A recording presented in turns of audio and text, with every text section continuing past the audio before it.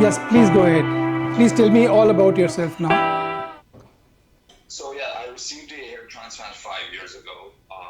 It turned out okay. I think what happened was the lack of education on post surgery was a result of me losing my hair again and being at this stage now. I'm just wondering I know I don't have much donor hair left, right? But I'm just wondering what's my options of just making it seem less patchy and more filled in. I've seen some of your videos. I know you guys do a lot of alternatives like body hair transplant, and so for me, I'm at the moment where do I take medication or do I do some sort of hair transplant where it levels it out, where it's not so patchy, like in the front here, there's bald spots, right? And during the daytime, I look completely bald because my hair is so thin. So I'm just seeing what can I do. What are my options right now, so I can have a little bit more of a full head of hair. How old are you? How old are you? 38 years old. 38 years old. So I'll just summarize your history.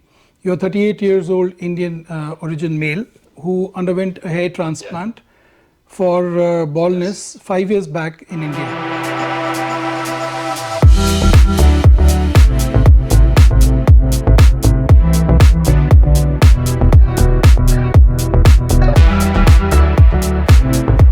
And initially your hair transplant result was fine, and then you noticed that it gradually deteriorated over a period of 1 or 2 years. Is it right? So the total has been almost 5 years, but over 1 or 2 years it started gradually the hair started falling out again. Exactly. And that there was not much post-operative care that was told to you, and you were not followed up. There was no medication that was told to you to take to maintain your existing hair and to maintain the transplanted hair. And you were not told that you had a lot of miniaturized hair in the donor area which will not survive for a long time without the support of medication. Am I right? That is totally correct. Yes. Yeah. So now, since your hair is there, hairline is very faint, actually your hair loss would qualify to be in the category of diffuse pattern alopecia. Now, diffuse pattern alopecia is an entity in which hair loss and thinning occurs not only in the top of the head or the crown vertex, the areas where balding happens, but it also does not spare the donor area. The donor area is equally affected as much as the sites on the top of the head and the crown area. So in such cases, we should not do hair transplant. It should be left as it is. There are other options like medical treatment or other options like wearing a hairpiece or getting scalp micropigmentation done. But if hair transplant is advised, the patient has to be taken into confidence, and the patient should be responsible enough and should understand and commit to taking DHT blockers, oral finasteride and oral dutasteride for as long as he values his hair. That could be about 10 years, 15 years. So since you did not do that, and since the hair that were lifted from the donor area were not good quality hair, not anagen hair, but were miniaturizing, that is that they were also involved in the process of balding, so they fell off. They had to fall off. There was no way they would remain because they were not permanent enough to stay in the new area. So now, as far as your options are concerned, so whatever has happened is happened. So now we have to see what are your options available for future. Now, option number 1 is that you let it be the way it is and keep it short trimmed like you do now, and get a scalp micropigmentation done if you are comfortable with that. But with that, you will have to keep your hair trimmed short. Okay. The second option available is to get thickness, so that even if your hair is kept short, people would assume that you have a head full of hair, but you've trimmed it out of choice, not out of compulsion. So we can put a lot of body hair, because now there is nothing there in the scalp donor, as you also know. So we can take body hair, we can take about 1500, 2000 hair from the shadow area of the beard, upper neck, If you have chest hair, we can add those also. So in a session, we can take somewhere between 2000 to 3000. This will give you good density all over. We will spread it all over, and it will look that you have a lot of hair there. And the third option is that if you want to grow your hair longer, we can take just body hair, 2000, 3000 and 1000, about 2000 to 3000, similar number as in the previous option, and cover the front area. And in one or two more procedures over the next span of 1 year, we try and cover the back of the head, but using purely body hair, because there's nothing available in the resource at the back of the head. So these are the options available to you. There is no other option other than, say, a hairpiece, hair system. But that does not fall in our field, so I'm not mentioning that to you. So these are the options, 3 options available to you, which you have to opt for or let it be the way it is. So my style here is I always keep it short. Yeah. My wishes are not to go to the stage where I have to razor it. I like keeping my hair short. Like, this is actually long for me. So option 2 is something that you would say would use some body hair and some beard hair, which would fulfill it, and it would not grow longer. I do not wish to grow longer. I just do not wish to have it completely bald.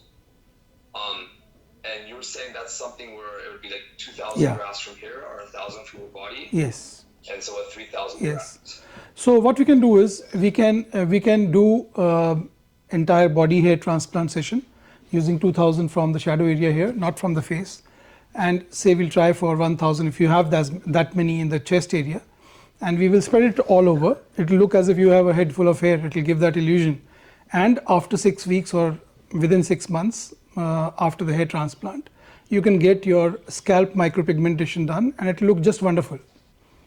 If this is the length of hair that you want to keep, it will look very nice and dense, give an illusion of fullness. And you can also get scalp micropigmentation done at the back. The back will also not look too over harvested. So that's what I'm looking. I just want it to look more fuller. Yeah. And not as patchy. As you can see, it's balding. Exactly, I got it. I got it. Got it. Yeah. So I'm looking for a balance, and if we can do that with option 2, I would like to do something. Yeah, we can do that. So I'll just tell Shalini to get in touch with you and plan a body hair transplant session using about 2000 from the beard and chest. You can send me pictures of the chest donor. If there is sufficient, we'll take. Otherwise, 2000 we'll spread out and see how that pans out.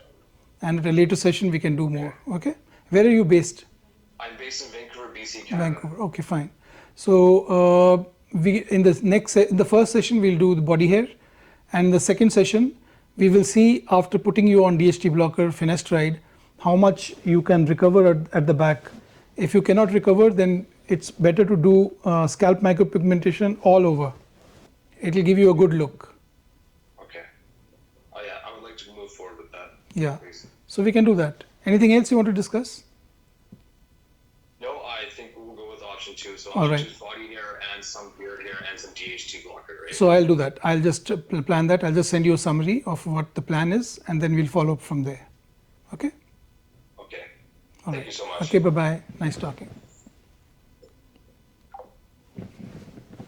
Hi, so we just discussed that you are a 38-year-old male of Indian origin, now in Canada, and you underwent a hair transplant procedure 5 years back. A hair transplant that should not have been done because it looks to be a case of diffuse pattern alopecia. But what has happened has happened. It's in the past. Now let's see what we have, what options we have for a future.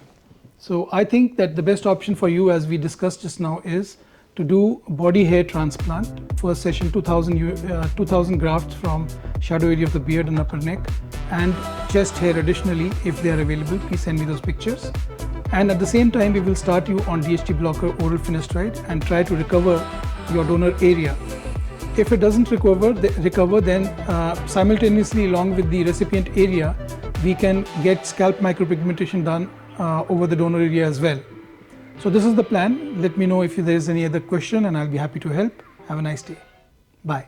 Darling birds, I'm going to Darling Birds Clinic.